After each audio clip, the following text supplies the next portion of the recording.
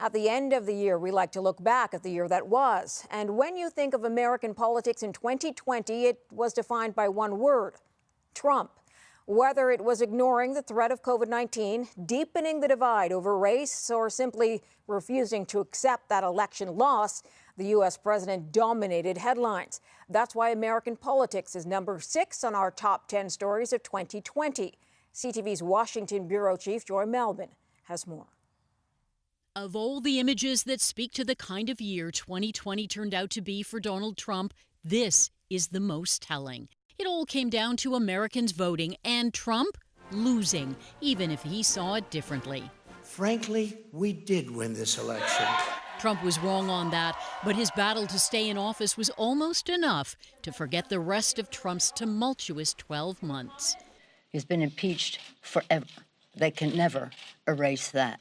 Impeached by congressional Democrats, Trump began 2020 acquitted by Republicans in the U.S. Senate. I've done things wrong in my life, I will admit, but this is what the end result is. Making his case for a second term, his re-election looked like a cakewalk.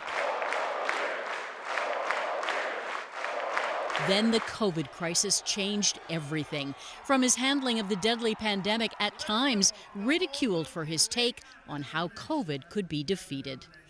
Right, and then I see the disinfectant where it knocks it out in a minute, 1 minute.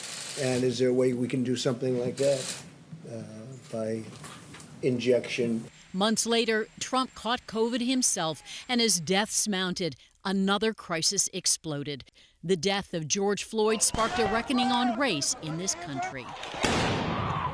Using federal forces to clear protesters near the White House in what amounted to a photo op, Trump tried to portray himself as the law and order president in an election that would turn on one question: what do voters think of Donald Trump?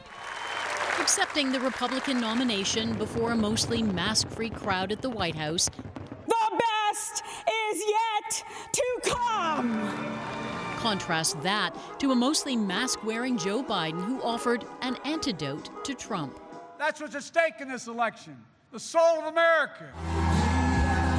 Slammed by Trump at his rage-filled rallies, Biden has handed control to the socialists, Marxists, and far-left lunatics. Biden's lead in the polls was large and steady, but Trump had beaten the odds before. This is a left-wing problem. This is radical left. Will you shut up, man? Listen, Their first presidential debate turned into an ugly brawl, along with this stunner from the president. Proud Boys, stand back and stand by. A Trump shout-out to a far-right extremist group, even as Americans wondered what to make of it. The death of Justice Ruth Bader Ginsburg put the politics of the Supreme Court on the ballot. I, Amy Coney Barrett, do solemnly swear. Cementing conservatives on the bench. Barnstorming the country, Trump's message to Americans: the worst of the pandemic was over, just trust him. In the end, a majority of Americans did not, ushering in the new presidency. In a nation that is still deeply divided, with an outgoing president challenging reporters who ask, when will he concede? I'm the president of the United States. Don't ever talk to the president that way. Leaving just one question for Donald Trump as 2020 ends: what will he do next? Joy Malbon, CTV News, Washington.